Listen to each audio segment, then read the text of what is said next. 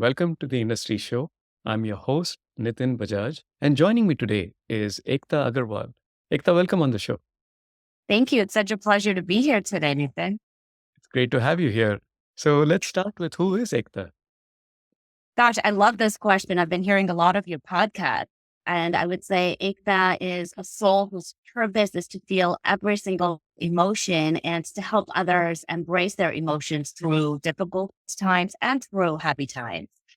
I am a ceremonialist, a Muay Thai practitioner, a living room dancer, but nobody needs to know about that one. A proud sister and daughter of first generation South Asian from Tanzania. I'm a psychotherapist and a CEO, and Ektha means unity. So I'm a connector and I love to bring people together. And sounds like you also unify a lot of your own spheres of both influence and things you influence. So looking forward to getting to know a little more about you. Let's start with Shakti Healing. Before we go into what it is, I'm curious to learn why. Why do this? And amongst the many other options you had at your disposal, why this and why now? Yeah, I have grown up with just a very colorful past, moving from Tanzania to London to the States. I've seen so many different cultures and human behaviors. And moving here at a very young age and experiencing bullying for having a British accent, which now I so regret I don't have. All of those things really shaped who I became. And then going to college and understanding how so many females, including myself, had this like double standard of dressing one way and being one person at school and then being a whole different person at home. And then also just being with the immigrant experience has been, there's just so much pride, but there's a lot of struggle and resilience it takes to get there. Mhm. And all of that accumulated in being South Asian. And so when I started to do my own therapy in college, I just realized there was no one like me, no one that had my skin color, that understood my cultural experience, my spiritual experience. So I became really motivated to create a space for others who looked like me and felt like me, hence Shakti Therapy. Love it. Tell us a little more about the impact, which you could talk about the reach, the size, the geographies, and the kind of people you help through the work and the workshops you do. Yeah, absolutely. So Shakti Therapy is a holistic group practice based in Los Angeles. So we're able to serve everyone in California. And by group practice, what that means is there are multiple therapists, and one of the requirements is has to speak a second language and have an ethnic background that you identify with. So we have folks who are Asian American, Middle Eastern. And so when clients come in, there's this cultural relatability that they're experiencing with their I therapist. love And it that. doesn't feel like you're speaking to someone who doesn't understand you. Mhm. So though we are limited by license to only serve California, one of the big reaches that we have outside of our license is the spiritual work that we do. Mhm. It is a holistic practice. And so a lot of the spiritual workshops that we have, we can serve anyone in the United States. And so I have folks from New York, from Florida, who come to see me for psychedelic therapy, for example, because that's not regulated by state lines. And we serve all of people of color with focus on South Asians and Middle Easterns and Asian American. Love that. I especially love that in addition to the technical certifications and what have you, you have that additional level of having that ethnic, not just background, but identity and the ability to connect with someone who has a similar identity is so important, especially in the line of work you are in. Absolutely. I think it's when we think about healing, we always think about healing the brain or the body, and we quickly forget that there's this sense of interconnectedness in our well being. And that's the idea of Shakti, right? It's this power that's so innate in each and every one of us. And it is the catalyst for change and the thing that's responsible for creation. And when we can awaken that part of us, we don't only just heal the mind and the body, we really are healing this holistic concept of community and culture. And we recognize that health, action, and spirit are deeply intertwined. And so we like to bring some of that philosophy that we've. I love that. At the same time, I'm thinking this is not easy work because you're really having to get people to agree, accept, and commit. So I'm curious to hear, what is the one big challenge you face? Yeah, that's a really good question. I might pivot a little bit and Sure. answer that as a personal challenge because it does come out into my work. Sure. Who I am as a person is what is showing up at work. And a personal challenge that I face is this idea of acceptance. It is a universal challenge that a lot of my clients also face. And I really struggle between leaning into accepting myself versus accepting this notion of what others want out of me. And being a South Asian woman, there's just a lot of expectations on this is how you're supposed to be if you're brown. This is how you're supposed to be if you're a woman. These are the timelines that you've had to follow. And I've grown up in a community that's taught me that it's more important to be accepted by others versus to accept yourself. And we see this in the concept of like Lokya Kainge or like bringing shame on the family unit. And so you want to protect that. And to protect that, you do what pleases other people. You do what other people's timelines have shown is acceptable. And in protecting those parts of me, what I realized, and I'm still realizing, is I'm not true to myself. Mhm. And I show up as this strong person and as someone who has it all together. But the truth is, I'm broken. And in a very real way, we are all broken. And we don't have to be enough for everyone to be enough for ourselves. And that's been something that I'm learning that if we start to accept ourselves, we start to see ourselves as enough, then we would learn to love all parts of us. And all parts of us, even the broken ones and the good ones, are beautiful. And that's what makes us human, right? The flaws and all. I love how you beautifully put it together. And yeah, I agree that a lot of this shows up in the work as you're talking to people, as you're going through that process. Number one is accepting who we are. That gives us, I would say, a good starting point to say, this is where I want to go from here, but I'm okay with who I am. And everything else from here on is an improvement and getting better and not measuring me comparing that with somebody else's expectations, but just having my own and knowing where I want to be and who I want to be. So I love that. Yeah. Thank you. Now, on the flip side of challenges come opportunities. Mhm. And I would love for you to share what's the most exciting one that you have in front of you right now. Yeah, I'm a big vision board person.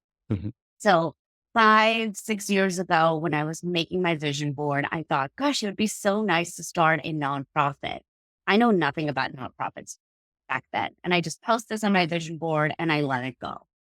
And late last year, out of nowhere, I just got this idea for throwing an event for South Asians specifically. And fast forward to today, it's what's birthed, it's Jiva Mental Health. And that's my South Asian mental health nonprofit that serves all of the United States.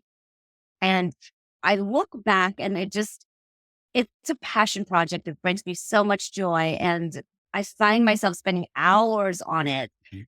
The beauty of this is, yes, it's therapy, but it's so much more. I get to incorporate this idea of play and celebration into learning and creating healthy culture.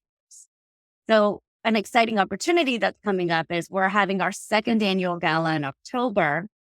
And these galas are these wonderful panels where not experts are talking, but people who've gone through real life experiences. Mhm.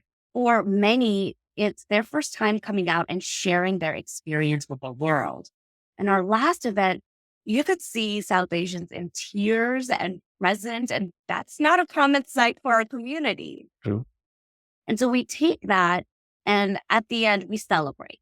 research has shown that when you incorporate play and celebration, we absorb 54% versus 29%.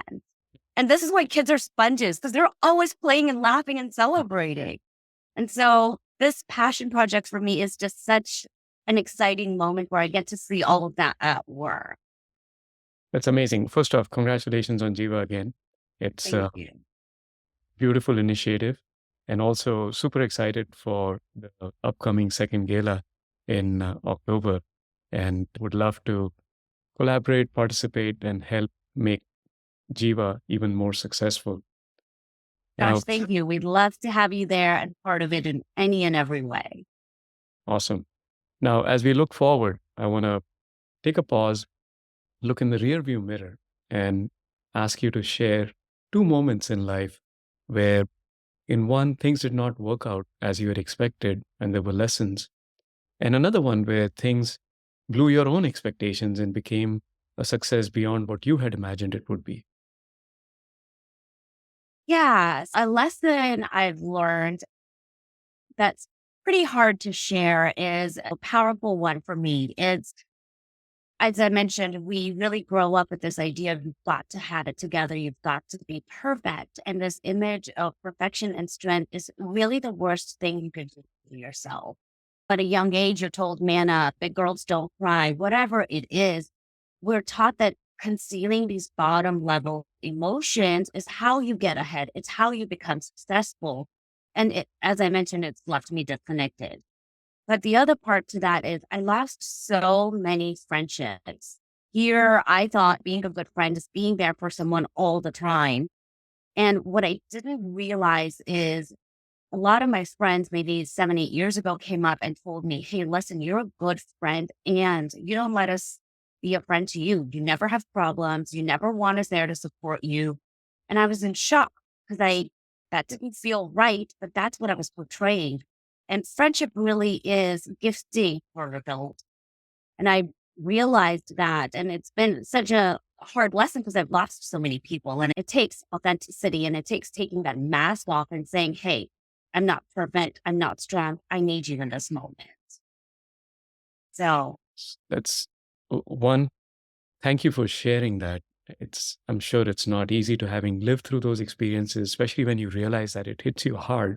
yeah. And to be able to share that openly and honestly takes a lot of courage. So thank you for doing that. Yeah. And I appreciate you just being present for it and holding space. And failures teach us lessons. And so I'm so grateful for that. And the other side, the success is when I graduated grad school, I thought I'm going to work, I'm going to provide therapy, and that's called making it when I entered the county system. I never thought I'd have a business, let alone three. I never thought I'd hire employees in my life. Like none of that existed for me. And one of the concerns my mom had as a child was like, oh my God, she doesn't have her head on her shoulders. I'd always forget my backpack at school. I'd never remember the page number for homework. I was this free spirit that just played. And so the worry made sense. And then in the grad school, my brother would tease me. He's, oh, don't worry. I've got the good job. I'll pay for you because a social work salary was 40K. Can't survive with that that way. And when I look back at my life and how it's turned out and think about how Shakti Therapy is a practice where I have employees and I'm responsible for them, I'm overwhelmed with gratitude. Overwhelmed. This was never my journey. This is not what I dreamt. And I feel like it's literally being guided by God that put me in this space. Even just the name was dropped on my lap. And so it is a big moment of success for me that I hold on dearly. So again, congratulations. And in many journeys, the opportunity presents itself. You just have to be ready to take it and then go with it and make it a success. So you clearly have done that. Many congratulations on that. Oh, thank you. Thank you. I'm very curious to know, what do you do to de-stress, step back, enjoy, and have fun? Most people don't know this, but I am a Muay Thai practitioner. Mhm. I come across very feminine and radiant, but I have this whole like intense masculine side of me. And so I love to get behind a bag in front of a person, and I just love to punch it. I have a mean punch. So All right. So don't mess with you is the message. not at Got all. it. So Muay Thai is something I do for fun, and I do that 3 or 4 times a week. It's Wow. literally my therapy, and I enjoy it fully. I would say completely on the other side, I am such a plant human. I have a forest at home and over 70 plants. I have no idea how they're all thriving. But yeah, I love the idea of taking care of plants and waking up in the morning and checking in and seeing, do I have new babies to breed? And so, That is so cool. yeah, yeah. And let's not forget that living room dancer. Friday nights when I want to stay in, I blast music like I'm having a party and it's a party of one. So, That's the best one. yes, exactly. Exactly. That's so cool. I'm going to extend this and ask if there are any specific books or podcasts that you listen to that others should know of. Yeah, so I am very traditional in the sense that I'm not so much of a podcast person. I love holding a book in California winters by the fireplace or sitting at the park during the summers. And there's 3 books I will recommend to everybody, regardless of where you are in your mental or spiritual personal development journey. The first one is Attached. It's by Amir Levine and Rachel Heller. And this book really talks about our relationship patterns and how to create healthier connections in adult relationships. We grow up with our own attachment styles as kids, and so this becomes so important for us to learn and unlearn. The second one, which is a fun read, and you may have heard of, is The Alchemist. Yeah. And that is all about following your dreams and listening to your heart. It's this like universal message on self-discovery that I truly believe can resonate with anyone. And the last one is Why Buddhism is True by Robert Wright. This is a pretty dense book. So if you're going to commit, know that you may be reading and rereading certain sentences over and over. But it's a fantastic blend between psychology and Buddhism and how to access ancient wisdom in this modern world. And it gives us really practical tools to apply. So they're my 3 go-to books that literally I skim every year just to remind myself of the lesson. Thank you for sharing those. And we'll be sure to include that when we post this video. Now, on to my favorite part of the show. We call it the one-line life lessons. We would love to hear what your life lessons are so far. Yeah. So one-liners that I live by is healing thrives in connection, not solitude. This is probably a newer one that I discovered last year and I embodied. Another one that I've been holding since the last 5 years is be the voice, not the voiceless. And I think that's so important, especially as people of color. We're taught to just silence ourselves and hold it back. And as women, be in that submissive state. The third one is your past does not define you, your growth does. And that alludes to the idea that it takes courage to reach out for help and support. And that's a defining moment. And a personal one is trust the process, even when the path is unclear. The path's never defined and it takes us in multiple ways. And lastly, let go and let God in. Awesome. Those are so, I really resonate with every single one of them. And thank you, Ektha, for sharing your journey, your story, and these life lessons with us. We really appreciate it. Again, congratulations on all the successes so far, and wishing you all the best, both for Shakti and for Jiva, and looking forward to being of help and being a resource for the amazing work you're doing. Thank you, Nitin, for having me here. And it was such a pleasure to connect with you and share my story with you.